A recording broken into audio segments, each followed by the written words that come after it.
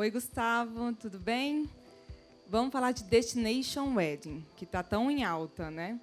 Com quanto tempo os noivos devem começar a planejar se eles pretendem se casar fora da cidade que eles moram?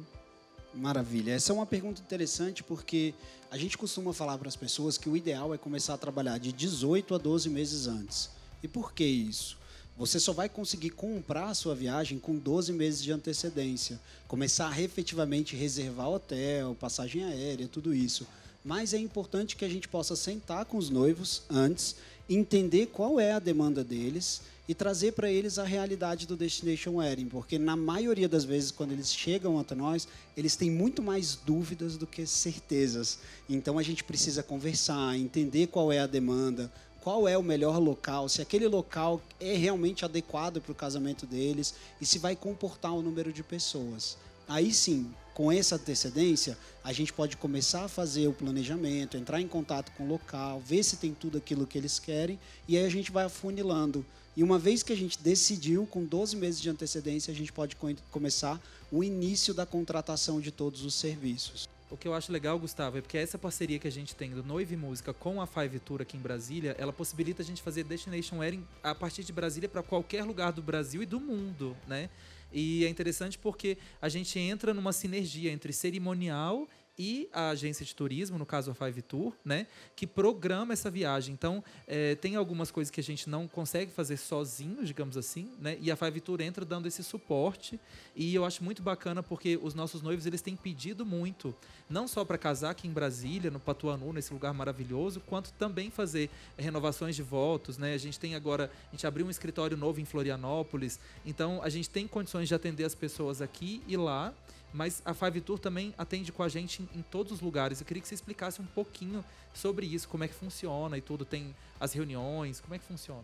É bem legal isso que você falou, porque acaba acontecendo um processo de sinergia entre o trabalho do cerimonial, que a gente estava até falando hoje, que é extremamente importante, porque o cerimonial vai ter esse contato mais direto com o noivo e com a noiva, mas a gente entra dando esse suporte de justamente fazer o quê?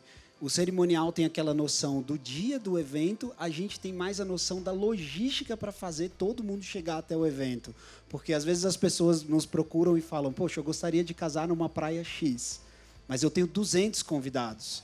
E aí a gente sabe que naquele local é impossível a gente colocar 200 pessoas, porque a gente ainda tem todo mundo que trabalha no evento, todo mundo que vai prestar serviço. Então, a gente acaba trabalhando nessa parceria de dar essa consultoria no sentido de falar assim, olha, a ideia é muito boa, mas muitas vezes a execução da ideia ela não é funcional. Então, isso é muito bom, essa troca, e tem funcionado muito. Porque, por exemplo, quando você chega para sentar com a gente e conversar, você já trouxe toda aquela ideia original, o que eles estão pensando. Claro, o nosso papel é executar o que as pessoas estão pedindo. Mas muitas vezes a gente é obrigado a chegar para a pessoa e colocar as condições reais, para também não criar aquela expectativa falsa, né? De não, você vai conseguir fazer isso. Então é super importante. A gente geralmente, quando há esse contato inicial, a gente também faz aquele briefing, tenta entender o que as pessoas querem, marca uma primeira reunião, senta com os noivos, entende qual é a demanda deles, e eu costumo falar muito para a minha equipe, a parte mais importante do processo da montagem, 80%, é o que a gente chama de processo de investigação. Porque muitas vezes os noivos chegam para a gente e pedem uma coisa. E aí, quando a gente vai fazer esse processo de investigação, a gente descobre que muitas vezes aquela ideia não era exatamente o que ele queria, mas alguém falou para ele que ia ser muito legal. Então, é muito comum. E aí a gente precisa fazer todo esse processo investigativo até para entender se é realmente aquilo ali que eles querem, se aquilo ali não é algo que veio de uma mente coletiva, que alguém falou que era muito legal, e aí eles acabaram caindo naquela ideia, naquela pilha, mas a gente tenta personalizar com a cabeça, com a cara das pessoas. Isso acontece muito, demais. Legal. Você falou em expectativas, né, que às vezes nem sempre correspondem à realidade. Muitos noivos pensam que casar no exterior, por vezes, pode ser mais barato do que casar no Brasil. Isso é verdade? Isso depende? Isso, no cenário de hoje, é arriscado? Como é que vocês conversam, né, no cenário atual com noivos com ideias dessa forma, né? Então, sempre a resposta vai ser o depende, né? Porque é aquela coisa, se a gente vai para dentro de um hotel, de um resort, que tem toda uma infraestrutura pronta, fica muito mais barato. A gente já fez casamentos para 240 pessoas dentro de hotéis, por exemplo, em Punta Cana, onde o hotel tinha tudo. E aí isso facilita muito e fica muito mais barato, porque o próprio hotel, na hora que ele recebe 240 pessoas, ele começa a ceder uma série de coisas. Ele cede o espaço, muitas vezes ele entra com um desconto grande em cima do buffet. Acaba que você vai fazer um casamento na beira da praia, um gazebo simples, com o mar, já é uma decoração linda, não precisa até que investir tanto naquela parte da decoração. Então vai depender muito. Às vezes a pessoa chega para mim e fala, não, Gustavo, eu quero fazer um casamento no campo. A gente tem que montar uma estrutura gigantesca. E aí, muitas vezes, acaba acontecendo isso. A gente tem que deslocar toda a equipe para o local. E aí começam a vir as diárias de profissional, tudo isso. Então, realmente, depende. Se você pedir para mim, nós já tivemos noivas que casaram dentro do Copacabana Palace, mais de R$1 milhão. Até a gente deslocar todo mundo, fechar contrato com todos os hotéis na região. Isso encarece muito, mas muitas vezes você vai fazer um casamento, como nós já fizemos, casamento para 40 pessoas dentro de um hotel all inclusive em Aruba. E aí fica super barato, porque a festa vai ser uma festa na piscina do hotel, não tem que pagar o buffet, porque já consegue aderir ao all inclusive, então fica super barato. Então, realmente vai depender. Mas, sim, é possível ficar super em conta, vai depender do número de pessoas e o que as pessoas estão procurando. E você falou dessa questão dos casamentos fora, né, também, que a gente fala dos destination weddings, que a gente, né, faz isso também a partir de Brasília, Floripa e de qualquer lugar. Mas é preciso visitar o local antes, então, porque assim, aqui a gente tem muitos casamentos na praia, principalmente casamentos dentro do Brasil, né? E mesmo quando os noivos vão casar, por exemplo, em Punta Cana, né, na Toscana, por exemplo, é necessário que a gente faça uma visita técnica antes ao local? Eu estou te perguntando e eu sei a minha parte da resposta, no caso. Eu, particularmente, acho fundamental. Eu acho que é super importante você ir até o local, se certificar se realmente aquele local é onde você quer. Muitas vezes as fotos, elas não são tão realistas, elas são mais trabalhadas, elas são tratadas. Então, é importante que a pessoa vá. Muitas vezes, como que nós fazemos? Nós temos acordo com muitos hotéis. Então, se você chegar para mim e falar assim, poxa, eu gostaria de casar em Trancoso. Às vezes eu tenho um acordo com o hotel lá, antes de você até fechar o contrato com ele, para você ir visitar e realmente decidir se aquele hotel é o que você quer fazer o seu casamento. Mas eu acho que é fundamental. É comum que, uma vez fechado o contrato, o próprio hotel ele já vai ceder para a gente algumas diárias, muitas vezes mais de um quarto, para que vá o cerimonial junto também, porque o cerimonial é peça fundamental nesse processo. Ele precisa saber como vai funcionar toda a logística do hotel, como que ele vai trabalhar, o que ele vai ter que levar. Então, na minha opinião, casamento wedding destination sem ir é muito arriscado, a não ser que não, a gente está trabalhando com um hotel que nós já conhecemos, já fizemos 1 milhão de casamentos, a gente sabe exatamente como funciona, aí a gente chega para a pessoa, olha, tudo bem, nós sabemos que é assim, mas o que acaba acontecendo é que vira uma surpresa. Eu já fiz casamentos que eu fui, e é engraçado, porque o pessoal chega lá, assim, um dia antes, o pessoal do hotel, do evento, senta e fala, o seu casamento vai ser assim, assim, assim. E a noiva olha e fala, meu Deus, eu nem sabia que o casamento ia ser assim. Vira uma surpresa. E eu, particularmente, não acho legal. Não gosto de trabalhar com surpresas, né?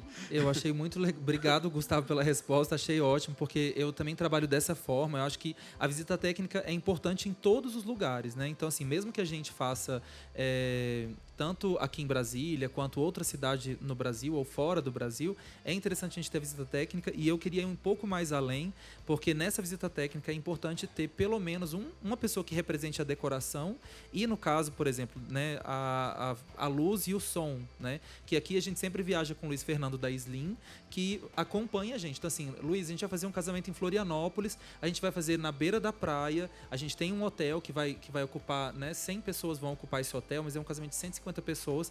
A gente precisa ver com você que tipo de estrutura de som e luz a gente vai utilizar, se a gente vai utilizar a tenda cristal, se não. Então, é muito interessante que a gente tenha tanto essa conexão com o pessoal de Destination Wedding da Five Tour, quanto cerimonial, e também os noivos levarem, no nosso caso, a Slim, para a gente ver essa questão da estrutura da festa. Porque, assim, eu tenho uma visão, enquanto cerimonial, de como vai funcionar, eu ajudo a contratar as pessoas. Mas quem vai saber se aquele refletor fica bom em tal local, ou se a gente vai ter o tipo de luz que a gente precisa e o tipo de som, né? Sonorizar um casamento na praia é muito diferente de sonorizar um casamento num jardim, por exemplo, né? ou dentro de uma igreja. Então, eu acho que é uma união mesmo de esforço para que o casamento saia como os noivos gostariam, né? Por isso que você até comentou, esses locais que já oferecem a infraestrutura toda, né? Por exemplo, a decoração, buffet, som, iluminação, acabam saindo mais barato para os noivos. Mas aí tem outra questão polêmica. Normalmente sai mais caro para os convidados. Como que isso funciona? Existe alguma etiqueta? Os noivos precisam pagar para os convidados? Não, é cada um por si? Como que funciona isso? Não tem uma regra, né? Cada casamento vai ser um casamento. Nós já tivemos casamentos em que os noivos resolveram subsidiar a parte da viagem e vai muito do seguinte. Uma coisa que eu percebo muito quando a gente fala de Destination Wedding é que as pessoas geralmente fazem assim: poxa, eu tenho 350 convidados, mas eu não queria fazer uma festa para 350 pessoas. Então eu vou fazer uma festa em outro local, porque eu sei que vai muito menos gente, então vai ficar mais barato e tal. Geralmente a conversa é muito assim. Então depende. Por exemplo, nós fizemos um casamento uma vez numa ilha aqui no Brasil, em que o pai da noiva quis pagar para os 240 convidados, ele quis subsidiar a parte da viagem. Óbvio que quando o pessoal viu o preço da viagem, ele quis deixar um pedaço para as pessoas pagarem. Era tão barato que ninguém faltou.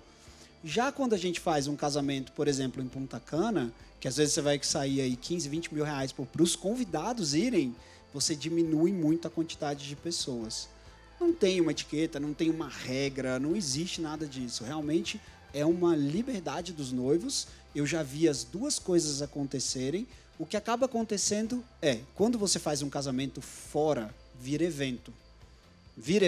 Segunda, sexta, sábado, domingo. Exatamente. Quinta, sexta, sábado, domingo. Jantares e festas à beira da piscina. Exatamente. Por isso que a gente recomenda muito. É uma recomendação que eu faço. Às vezes a pessoa chega para mim e fala: poxa, Gustavo, tem um hotel, uma pousada linda, super bacana. Eu explico para as pessoas assim: olha, cuidado para o seu evento não virar uma viagem. Porque se virar viagem, não vai ter ninguém. Um exemplo, você vai e marca... Aconteceu isso aqui em Brasília com um casal famoso aqui de Brasília, que eles nos procuraram para fazer o casamento deles. Eles acabaram não fechando com a gente, porque eu fui colocando muita restrição. Eu falei: isso aqui não funciona, isso aqui não funciona, isso aqui não funciona. Eles resolveram fechar fora. Ok.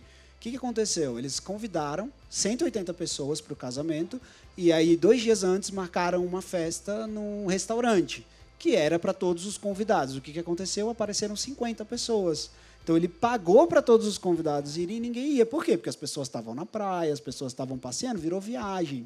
Então, assim, geralmente a gente indica, quando é um wedding destination, vai para um hotel fechado, um all-inclusive, algo que estimule as pessoas a ficarem, e aí sim, 6 horas da tarde, a gente vai ter uma sunset party, a gente prepara ali aquele luau, coloca um DJ, e aí é super barato, porque é um DJ da casa, a gente coloca tochas, geralmente o hotel cede, as bebidas já são a do bar, um all-inclusive, que já está pago pelos convidados. Então, tudo isso vai influenciando na viagem. Agora, se você me falar assim, é uma etiqueta a pagar? Não é uma etiqueta a pagar. Muitas vezes os noivos escolhem justamente fazer o wedding destination assim, porque vai dar uma barateada no custo, cada um vai pagar a sua viagem e vira um evento. A festa sai daquela coisa de um dia e vai para vários dias. Mas a gente já teve pedido de casamento na Índia, em frente ao Taj Mahal, dentro de um hotel Oberoi, que são 4 dias de festas, e aí não tem jeito. Para as pessoas irem para a Índia, tem que subsidiar, porque senão fica muito caro, e aí não vai ninguém para sua festa. Não adianta você fazer uma festa para 200 convidados e aparecer 40, 50 pessoas. Já deu vontade de casar na Índia. Vamos pra me deu vontade de viajar. É lindo. Eu já tive nesse hotel, é a coisa mais linda do mundo. Um Oberoi, que é um dos hotéis mais chiques do mundo, de frente pro Taj Mahal, imagina. Que é coisa mais romântica do que casar de frente pro Taj Mahal. Eu vou me sentir o Aladim lá na hora, vai ser incrível. Obrigado, Gustavo. Obrigado, Gustavo. De nada, meu amigo. Um abraço.